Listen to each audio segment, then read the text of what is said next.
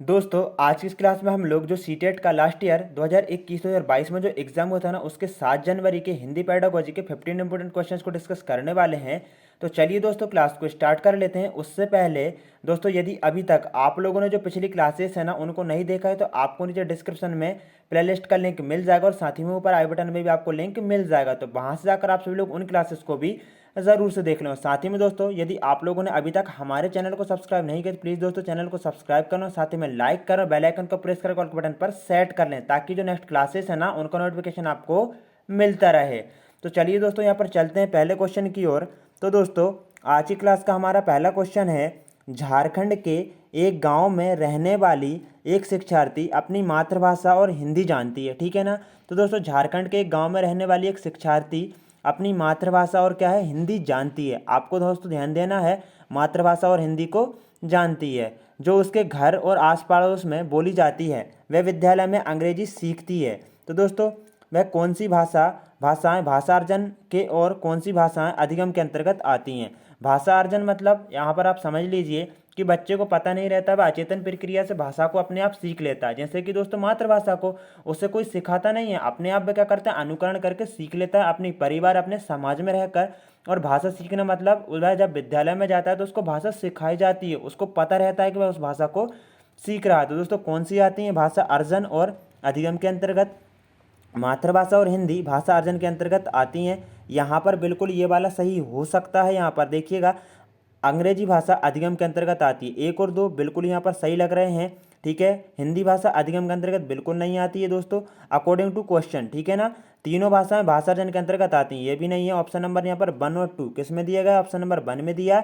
Number 1 और 2 बिल्कुल सही हो जाएगा, मतलब ऑप्शन नंबर 1 सही है। मातृभाषा और हिंदी भाषा अर्जन के अंतर्गत आती, बिल्कुल सही है। अंग्रेजी भाषा अधिगम के अंतर्गत आती, क्योंकि बच्चे को पता है ना दोस्तों। यहाँ पर आप देखिए ना, शिक्षार्थी अपनी मातृभाषा और हिंदी जानती है, यहाँ पर यही जो है ना वह अर्जन के रूप में आएगी। और जो इंग्लिश है वह किस रूप में आ जाएगी, वह भाषा अधिगम के अंतर्गत आ जाएगी। तो राइट आंसर ऑप्शन नंबर यहाँ पर 1 हो जाएगा। आगे देखिएगा नेक्स्ट क्वेश्चन है दोस्तों, निम्नलिखित में से कौन सा विद्यार्थी को लिखना सिखाने का एक विशिष्ट शिक्षण शास्त्रीय क्रम है। तो कौन सा जो क्रम है विद्यार्थियों को लिखने सिखाने का सबसे अच्छा क्रम है।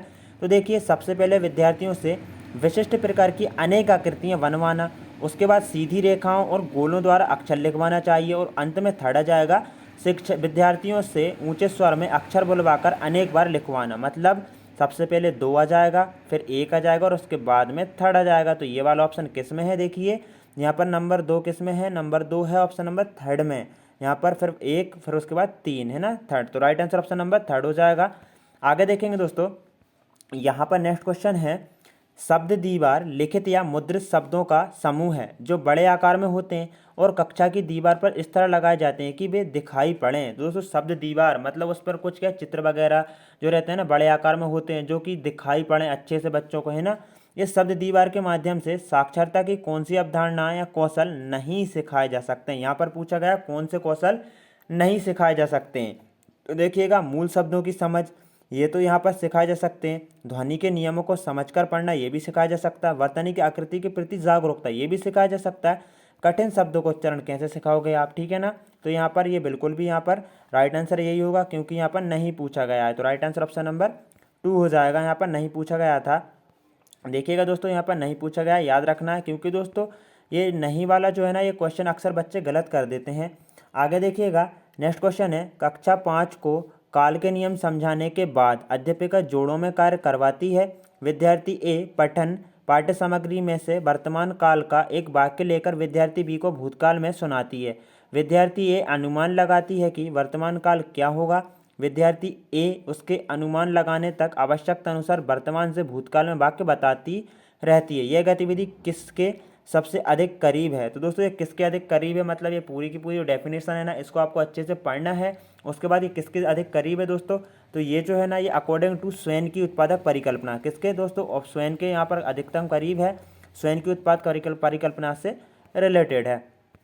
आगे देखिएगा दोस्तों नेक्स्ट क्वेश्चन है, एक अध्यापक कक्षा 4 में 2 के जोड़ों में कार्य करवाती, कैसे दोस्तों 2 के जोड़ों में कार्य करवाती है। वह विद्यार्थी एक को वेटर बनाने और विद्यार्थी बी को ग्राहक बनाने के लिए कहती है, मतलब ग्राहक बनने के लिए कहती है।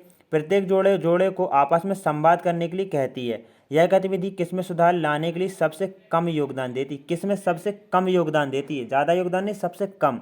तो देखिए अभिव्यक्ति होगी, बिल्कुल इसमें ज़्यादा योगदान होगा। सक्रिय श्रवण होगा, एक दूसरे को सुनेंगे, ठीक है ना, अपने विचारों का आदान प्रदान होगा। वाक्य का रचना भी होगी, मतलब वाक्य भी बनेंगे ना। बट दोस्तों शब्द संपदा ये सबसे कम योगदान देती है, ये भी हो सकता है बट सबसे कम योगदान कौन सा, ऑप्शन नंबर 4 बिल्कुल यहाँ पर करेक्ट हो जाएगा। आगे देखिएगा दोस्तों, नेक्स्ट क्वेश्चन है, विद्यार्थियों को दृश्यात्मक सिखाने के लिए कौन सा सर्वाधिक उपयुक्त है। यदि हम दृश्यात्मकता की बात करें तो यहाँ पर ऑप्शन नंबर 1 बिल्कुल करेक्ट होगा। यह कहानी किस दिशा और दशा में घटित हुई होगी, तो ये बिल्कुल दोस्तों दृश्यात्मक सिखाने के लिए सर्वाधिक उपयुक्त गतिविधि है। आप जो अन्य क्वेश्चन है ना ऑप्शन है उनको पढ़िएगा, आपको खुद ब खुद समझ में आ जाएगा इसका आंसर, ठीक है ना। दोस्तों हम लोगों ने इतनी क्लासेस कंप्लीट कर ली हैं कि आपको दोस्तों पेडागोजी काफ़ी आसानी से आने लगी होगी। आगे देखिएगा, निम्नलिखित में से कौन सी गतिविधि कहानी पढ़ने के बाद विद्यार्थियों में निष्कर्ष निकालने का कौशल विकसित करने की सर्वाधिक उपयुक्त गतिविधि है। तो देखिए निम्नलिखित में से कौन सी गतिविधि कहानी पढ़ने के बाद विद्यार्थियों में निष्कर्ष निकालने का कौशल विकसित करने की सबसे उपयुक्त गतिविधि है। मतलब कहानी को पढ़ लिया है, अब उसमें से क्या करना है, मतलब कि दोस्तों निष्कर्ष निकालना है। तो ये सब सर्वाधिक मतलब इस प्रकार का कौशल विकसित करने की सर्वाधिक महत्वपूर्ण विधि कौन सी है।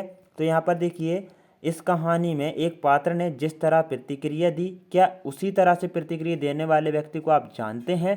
तो ये बिल्कुल सही है, ठीक है ना। यह मतलब कौशल विकसित करने की सर्वाधिक उपयुक्त गतिविधि हो जाएगा। तो राइट आंसर ऑप्शन नंबर यहाँ पर 2 हो जाएगा।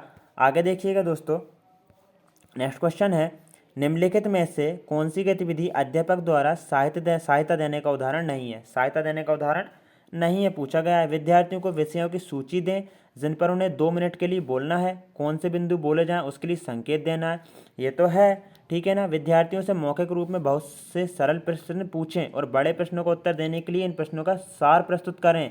तो ये भी दोस्तों मतलब गतिविधि जो है ना वह बच्चों को सहायता प्रदान करती है। विद्यार्थियों को ऐसी लघु कविता पढ़ने के लिए दें जिसमें शुरू में कठिन शब्दों अर्थ लिखे हों, ठीक है ना। या फिर दोस्तों विद्यार्थियों से कोई पॉडकास्ट सुनने के लिए कहें और उसे सीखें, ठीक है, उन्होंने सीखें और किन्हीं 2 नए शब्दों को साझा करने के लिए कहें। सिर्फ 2 शब्दों को मतलब और ज़्यादा शब्दों क्यों नहीं कह सकते। तो राइट आंसर ऑप्शन नंबर यहाँ पर फर्स्ट हो जाएगा, क्योंकि ये सहायता देने का उदाहरण नहीं है। Right answer option number 1। अब आगे देखिएगा, विद्यार्थियों को पूर्व सर्ग सीखने के लिए निम्नलिखित में से कौन सी निगमन विधि है। तो कौन सी निगमन विधि है दोस्तों, यहाँ पर आपको बताना है। वाक्य देना, विद्यार्थियों को इन वाक्यों में उन शब्दों की पहचान करने के लिए कहना जो संज्ञा सर्वनाम क्रिया विशेषण नहीं है। तो ये तो निगमन विधि नहीं है। एक गद्य खंड पढ़ाते समय पूर्व सर्गों के प्रयोग के नियम बताना, ये भी नहीं है। पूर्व सर्गों के बहुत से उदाहरण देना, उदाहरण तो दोस्तों किस में देते हैं, आगमन विधि में देते हैं ना, हम किस में देते हैं, आगमन विधि में देते हैं। तो ये निगमन कैसे हो सकती है, ठीक है ना। यहाँ पर भी देखो नियम बताना, पहले से ही नियम बताना, क्या पूर्व सर्ग न पर ऊपर के प्रयोग के नियम बताना और उदाहरण देना। ये बिल्कुल यहाँ पर देखिए इसमें सिर्फ नियम बता रहा है, फिर उदाहरण नहीं दिया जा रहा है ना। तो ये तो आगमन विधि हो गई, ये निगमन विधि होगी नहीं ना, ये होगी। ऑप्शन नंबर 1 इसमें क्या होता है, नियम बताए जाते हैं पहले निगमन विधि में, फिर क्या होता है, उदाहरण देते हैं। तो आप ऑप्शन नंबर 1 को पढ़िए, पूर्व सर्ग न पर ऊपर के प्रयोग के नियम बताना और उदाहरण देना, बिल्कुल सही हो जाएगा। अब आगे देखिएगा दोस्तों, नेक्स्ट क्वेश्चन है, भारत में सभी बच्चे आदर्श स्थिति में अपनी विद्यालय शिक्षा मातृभाषा घर की भाषा में शुरू करते हैं और माध्यमिक स्तर पर 2 या 2 से अधिक भाषाएं जोड़ते जाते हैं। शिक्षा में भाषा की युक्ति किस रूप में जानी जाती है। तो यह मातृभाषा आधारित बहुभाषावाद के रूप में जानी जाती है। बाकी के दोस्तों ऑप्शन पढ़ लेना आप। आगे देखिएगा, बच्चों द्वारा खाली स्थान को पढ़ने के प्रमाणिक स्रोत के रूप में देखा जाता है। दोस्तों बच्चों द्वारा पाठ्य पुस्तकों को, ठीक है ना, पढ़ने के प्रमाणिक स्रोत के रूप में देखा जाता है। किसको दोस्तों, पाठ्य, ठीक है, पुस्तकों को आपको याद रखना है दोस्तों यहाँ पर।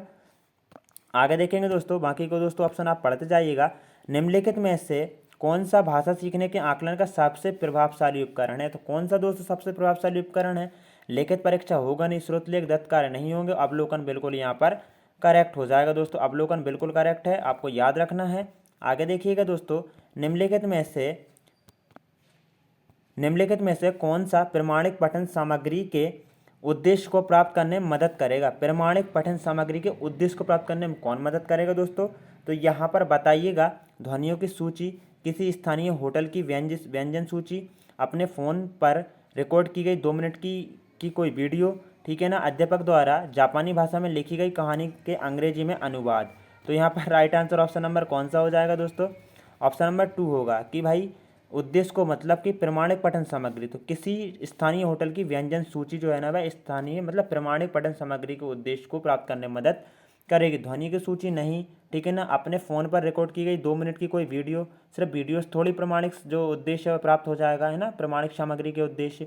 अध्यापक द्वारा जापानी भाषा में लिखी गई कहानी का अंग्रेजी अनुवाद, तो ये भी नहीं होगा। आगे देखिएगा, किसी, ठीक है ना, देखिएगा किसी जटिल कथानक की संरचना को समझने के लिए कौन सा ऑनलाइन उपकरण विद्यार्थियों की सबसे अधिक मदद करेगा? तो ऑप्शन नंबर 3 देखिए, एक ऐसा मानस मानचित्रण जिसको माइंड मैपिंग बोला जाता है, कार्यक्रम जिसमें विचारों को अलग अलग घटकों में प्रस्तुत किया गया हो। तो ये राइट आंसर होगा, यही मदद करेगा दोस्तों। बाकी का ऑप्शन आप पढ़ते जाइएगा, आपको खुद ब खुद समझ में आ जाएगा कि ये आंसर नहीं हो सकता है।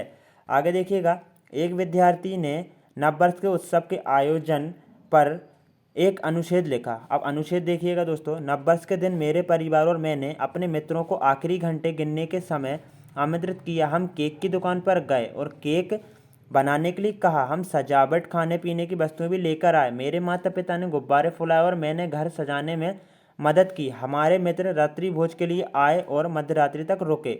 अनुच्छेद लिखने के संदर्भ में विद्यार्थी को सर्वाधिक रूप से किस पर अधिक ध्यान देने के लिए कहना चाहिए? तो दोस्तों उसको संपादन, किसके लिए दोस्तों? संपादन के लिए कहना चाहिए। राइट आंसर ऑप्शन नंबर 4 है।